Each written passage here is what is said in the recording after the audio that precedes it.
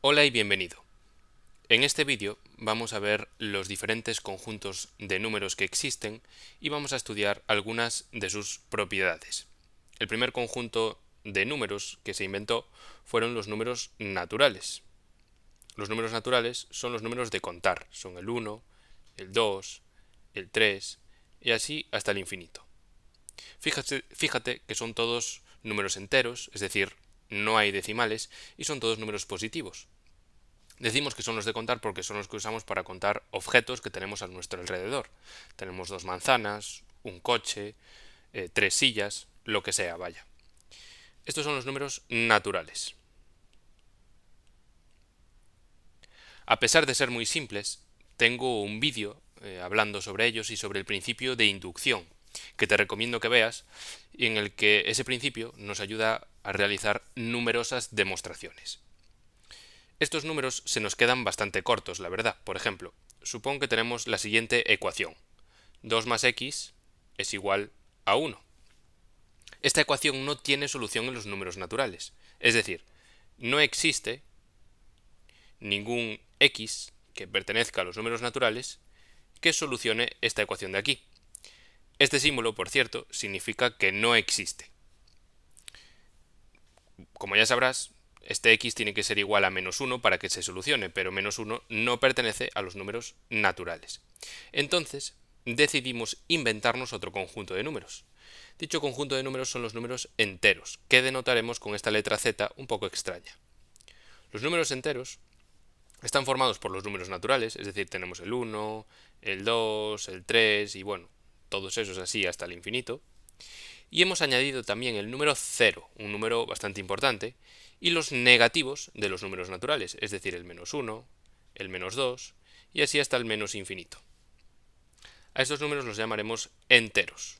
Fíjate que sigue sin haber decimales. Con estos números ya podemos expresar más cosas que ocurren a nuestro alrededor. Por ejemplo, podemos expresar si alguien nos debe algo, nos debe dinero, pues lo podemos describir de forma sencilla utilizando números negativos. Y también nos sirven para solucionar ecuaciones de este tipo. Sin embargo, se nos quedan bastante cortos. Por ejemplo, la ecuación 2 por x es igual a 1 no tiene solución en los números enteros. Es decir, no existe ningún x que pertenezca a los números enteros que pueda solucionar esta ecuación. Todo el mundo sabe que x tiene que ser igual a un medio para poder resolverla, pero el 1/2 no pertenece a los números enteros. Como se nos quedan bastante cortos, decidimos inventarnos a los números racionales, que denotaremos con esta letra Q un poco extraña. Los números racionales son todos los números que tienen la forma m entre n, tal que m pertenece a los números enteros, n también pertenece a los números enteros y n tiene que cumplir que tiene que ser diferente de 0. No podemos dividir por 0, no está definida la división por 0. Fíjate que el número 1/2, pertenece a los números racionales. ¿Por qué? Pues porque es un cociente de dos números enteros. El 1 pertenece a los números enteros y el 2 también pertenece a los números enteros. Y además 2 es diferente de 0. Entonces añadimos aquí a las fracciones en los números racionales y ya podemos empezar a describir mucho mejor el mundo con este tipo de números.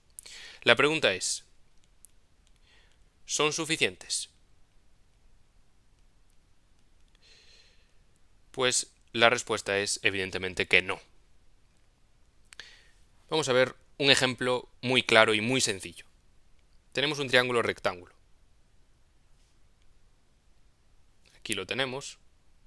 Y supongamos que este triángulo rectángulo, sus catetos miden 1. Entonces, por el teorema de Pitágoras, la hipotenusa tiene que medir raíz cuadrada de 2. Pues resulta que en este ejemplo tan sencillo, un triángulo rectángulo cuyos catetos son iguales a 1, pues resulta que hemos encontrado un número que no pertenece a los números racionales. Podemos demostrar que raíz de 2 no pertenece a los números racionales. Es decir, no se puede poner como un cociente de dos números enteros. Como raíz de 2 no pertenece a los números racionales, diremos que raíz de 2 pertenece a los números irracionales. Los números irracionales son números que se pueden expresar con decimales infinitos. Números con decimales que son infinitos. Tenemos el número pi, tenemos la raíz de 2, el número e, tenemos muchos números. Pero por ahora vamos a simplemente demostrar que raíz de 2 no es un número racional. Y para ello vamos a necesitar clarificar algunas observaciones importantes. Entonces vamos a ver observaciones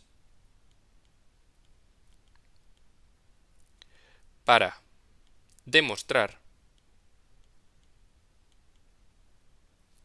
que raíz de 2 no es un número racional. Vale, para ver estas observaciones necesitamos definir dos conjuntos muy importantes. Necesitamos definir el conjunto de los números pares, que vamos a anotar por la letra P, que es el conjunto formado por todos los números que se pueden escribir de la forma 2 por k, siendo k un número que pertenece a los números naturales.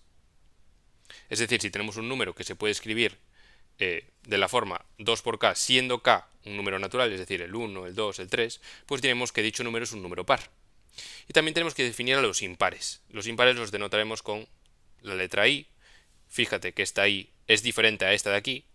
La i de los irracionales tiene aquí un palo. Y los números impares son simplemente aquellos números que tienen la forma 2 por k más 1, de forma que k también pertenece a los números naturales. Es decir, si a un número par le sumas 1, obtienes un número impar. ¿Por qué necesitamos estos números? Bueno, pues lo verás más adelante. Lo que necesitamos demostrar es que si elevamos un número par al cuadrado, obtendremos otro número par. Y si elevamos un número impar al cuadrado, también obtendremos un número impar. Entonces vamos a ver eso. Tenemos aquí un número par, 2 por k al cuadrado. Y k es un número natural. ¿Esto a qué es igual? Esto es igual a 4 por k al cuadrado. Pero es que 4 lo podemos descomponer en 2 por 2. Entonces esto nos queda que es igual a 2 por k al cuadrado.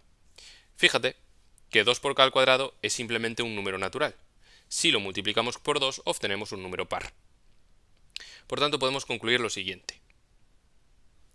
Si elevamos a 2, es decir, si elevamos al cuadrado, obtenemos otro número par. Si tenemos un número par y lo elevamos al cuadrado, obtenemos otro número par. ¿Qué pasa si elevamos un número impar al cuadrado? Bueno, pues 2 por k más 1 al cuadrado es lo mismo que 4 por k al cuadrado más 1 más 4 por k. Podemos operar un poco, hacer un poco de álgebra en esta operación y nos queda que esto es igual a 4 por k al cuadrado más k más 1. ¿Y esto qué es igual? Bueno, pues podemos volver a descomponer el 4 en 2 por 2 y nos queda que esto es igual a 2 por 2k al cuadrado más 2k más 1. Fíjate que efectivamente este número tiene la forma de un número impar. Estamos multiplicando por 2 a un número natural, y le estamos sumando el 1. Por tanto, este número también es un número impar. ¿Y qué conclusión sacamos? Pues sacamos la conclusión de que si elevamos al cuadrado, o sea, a 2, un número impar, obtenemos otro impar. Entonces acabamos de demostrar que si tenemos un número par y lo elevamos al cuadrado, obtenemos otro número par. Y si tenemos un número impar y lo elevamos al cuadrado, obtenemos otro número impar. Una vez vista esta primera observación, la primera observación para poder demostrar que raíz de 2 no es un número racional, pues vamos a ver una segunda observación para poder demostrar este hecho. Entonces vamos a ver una segunda observación.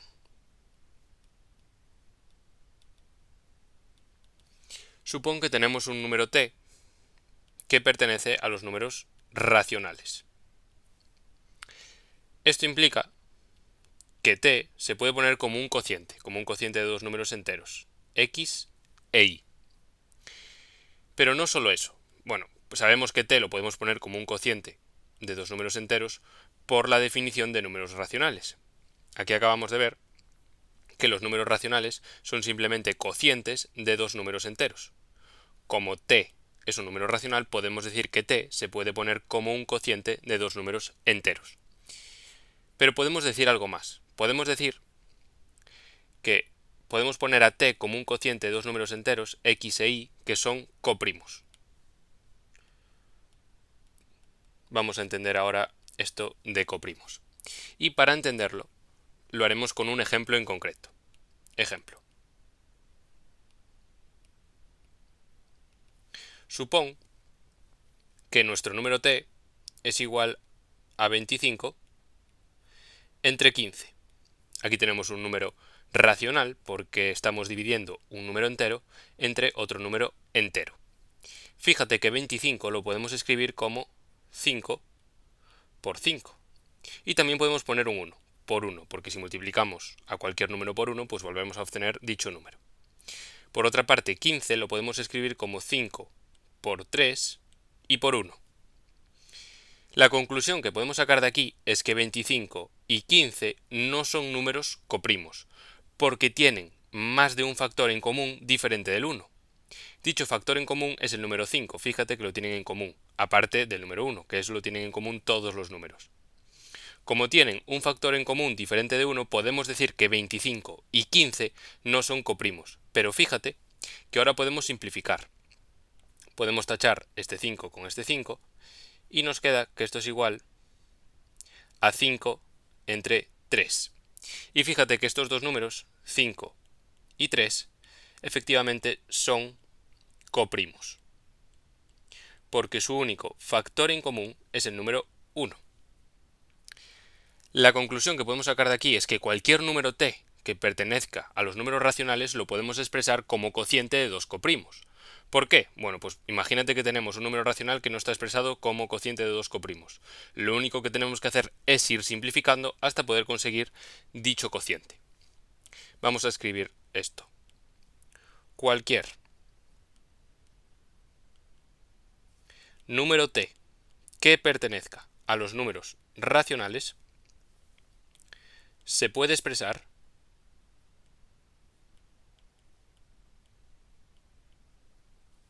como cociente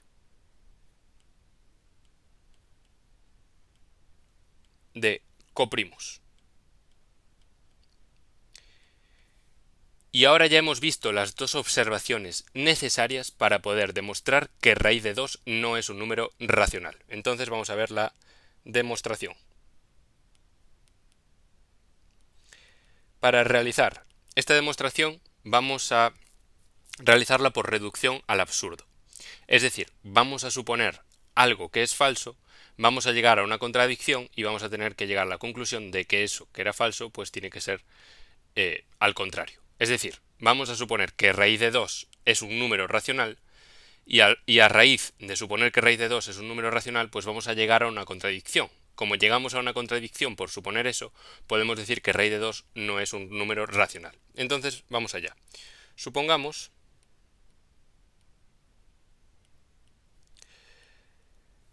que raíz de 2 es un número racional, es decir, pertenece a los números racionales. Esto implica que raíz de 2 lo podemos poner como un cociente de dos coprimos. Vamos a poner P y Q. P y Q son coprimos. ¿Qué implica todo esto? Fíjate que ahora podemos escribir, bueno, vamos a ponerlo más abajo. Ahora podemos escribir que raíz de 2 al cuadrado es igual a P al cuadrado entre Q al cuadrado. Lo único que hice fue elevar ambos lados de nuestra igualdad al cuadrado. Esto implica que raíz de 2 al cuadrado es simplemente igual a 2. Y si despejamos, si despejamos p al cuadrado, lo que nos queda es lo siguiente. Esto implica que 2 por q al cuadrado tiene que ser igual a p al cuadrado. Es decir, p al cuadrado es un número par, porque estamos multiplicando a 2 por un número natural. Como p al cuadrado es par, podemos concluir que p también es un número par, porque el cuadrado de un número par es par y el cuadrado de un número impar es impar. Si p fuese impar, su cuadrado no podría ser par. Como el cuadrado de p es un número par, podemos decir que p también es par. Y esto implica que el número p es par. ¿Qué implicaciones tiene esto? Pues esto implica que p lo podemos escribir como 2 por k, siendo k un número natural. Siendo k un número natural.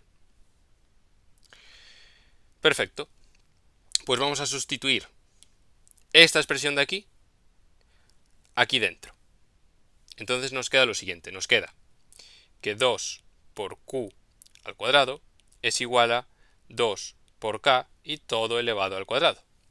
Lo único que hice fue sustituir esta p al cuadrado por 2k. Puse la p, en vez de p puse 2 por k. Lo podemos hacer porque p es un número par. ¿Qué implica esto?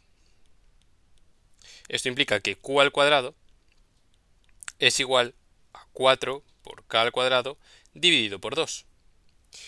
Y esto implica finalmente que q al cuadrado es igual a 2 por k al cuadrado. Y podemos decir que q también es un número par. Fíjate que el cuadrado de nuestro número es par. Por tanto, dicho número también tiene que ser par. Y acabamos de llegar, efectivamente, a una contradicción. ¿Por qué? Bueno, date cuenta de que habíamos supuesto que raíz de 2 era un número racional. Entonces raíz de 2 lo podíamos poner como cociente de dos números que eran coprimos. Habíamos supuesto que p y q eran coprimos porque raíz de 2 era un número racional. Y llegamos a la conclusión de que tanto p como q son números pares. Es decir, son números que no son coprimos porque comparten al menos como factor común el número 2. Y esa es la contradicción. Hemos llegado a una contradicción por suponer que raíz de 2 pertenece a los números racionales. Y como hemos llegado a una contradicción por esa suposición, podemos decir, efectivamente, que raíz de 2 no pertenece a los números racionales. Al demostrar que raíz de 2 no es un número racional, pues también demostramos que los números racionales no son suficientes. Necesitamos algo más. Como raíz de 2 no es racional, diremos que es un número irracional. Y de hecho hay muchos más números irracionales. Podemos ver otro ejemplo.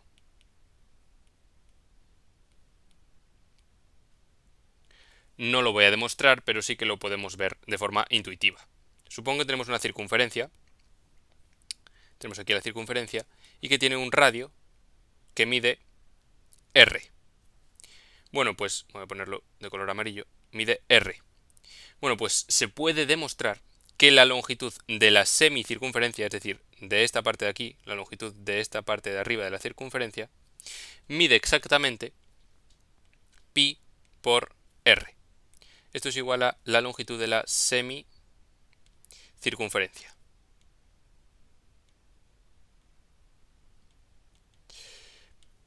Pi también es un número irracional que no se puede poner como cociente de dos números enteros, como raíz de 2. Fíjate que estos números irracionales aparecen en situaciones muy reales. Aparecen en una simple circunferencia cuyo radio es igual a r, o aparecen incluso en un triángulo rectángulo cuyos catetos son iguales a 1. Si juntamos a estos números irracionales que aparecen en situaciones muy reales y también juntamos a los números racionales, obtendremos a los números reales. Los números reales los denotaremos con esta r un poco extraña.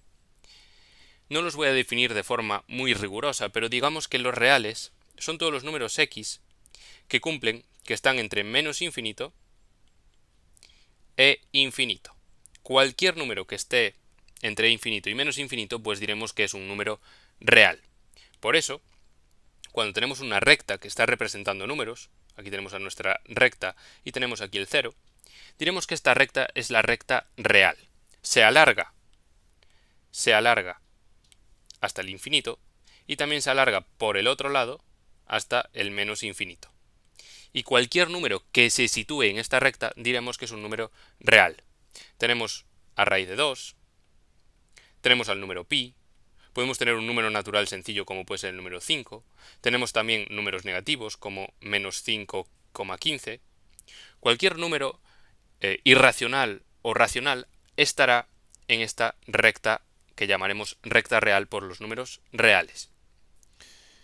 Estos números reales cumplen con una serie de axiomas, que simplemente los voy a nombrar, porque son muy elementales, se dan en la escuela, y simplemente los voy a nombrar para recordarlos. Supón que tenemos un número A y un número B, y ambos son números reales. Bueno, pues los podemos sumar para obtener otro número real. Esta suma, A más B, será igual a B más A. Es decir, la suma cumple con la propiedad conmutativa. El orden de los sumandos no altera el resultado. La operación suma también cumple con la propiedad asociativa. Es decir, A más B más C, si sumamos tres números y sumamos primero A más B y después C, esto es lo mismo que A más B más C.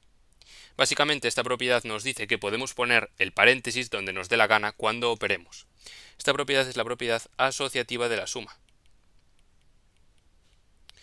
También tenemos elemento neutro en la suma. Si tenemos un número A cualquiera de los números reales y le sumamos el número 0, volveremos a obtener el número A. Y esta propiedad se le llama elemento neutro. La suma posee elemento neutro. Estas propiedades también se cumplen para otra operación que podemos hacer con los números reales, que es la multiplicación. Es decir, A por B es igual a B por A. Cumple con la propiedad conmutativa. También cumple con la propiedad asociativa. A por B por C es igual a por B por C. También cumple que tiene elemento neutro. En este caso, el elemento neutro de la multiplicación es A por 1 es igual al número A otra vez. Y por cierto, me faltan dos propiedades de la suma y de la multiplicación. Ambas tienen elemento inverso. El elemento inverso de la suma es el siguiente. Si tenemos un número A y le sumamos menos A, obtendremos el elemento neutro de la suma, es decir, obtendremos el número 0.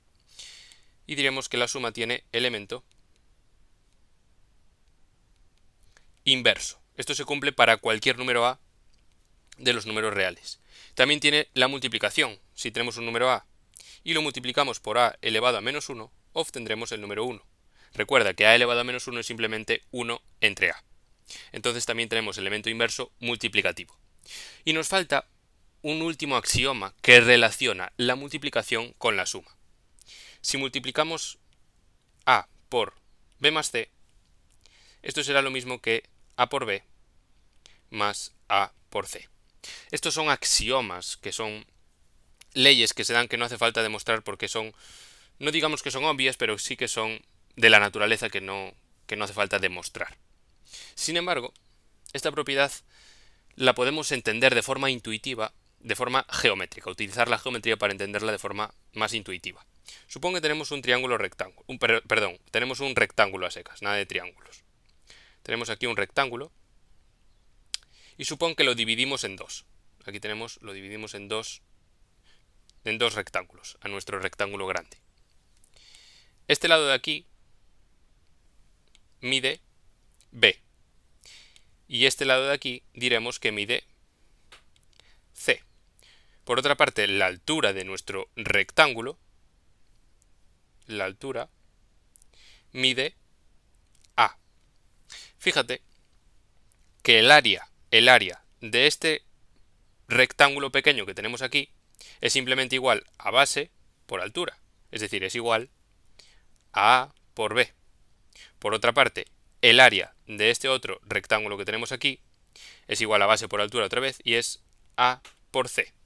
Podemos decir que el área total de nuestro rectángulo es igual a la suma de estas dos áreas de aquí. Es decir, es igual a por b, vamos a ponerlo de color amarillo, a por b más a por c. Pero fíjate que el área de este rectángulo grande es también igual a base por altura.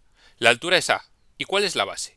La base la obtenemos al sumar b más c. Si sumamos b más c, obtenemos todo este segmento de aquí. Por tanto, podemos decir que el área del rectángulo también es igual a por b más c. Como estos dos números están representando el mismo número, el mismo área, podemos decir que a por b más a por c es lo mismo que a por b más c. O al revés, a por b más c es lo mismo que a por b más a por c. Y hasta aquí el vídeo. Hemos visto los diferentes tipos de números. Empezamos con los naturales, que por cierto tengo un vídeo hablando más en profundidad acerca de los naturales y del principio de inducción que te recomiendo que veas.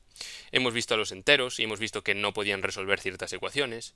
Hemos visto que para resolver este tipo de ecuaciones que no pueden resolver los enteros, pues hemos inventado a los racionales. Y resultó que los racionales no son suficientes, porque hay números que aparecen en la realidad, en nuestra realidad, que no se pueden poner como cociente de dos números enteros. Dichos números son los irracionales.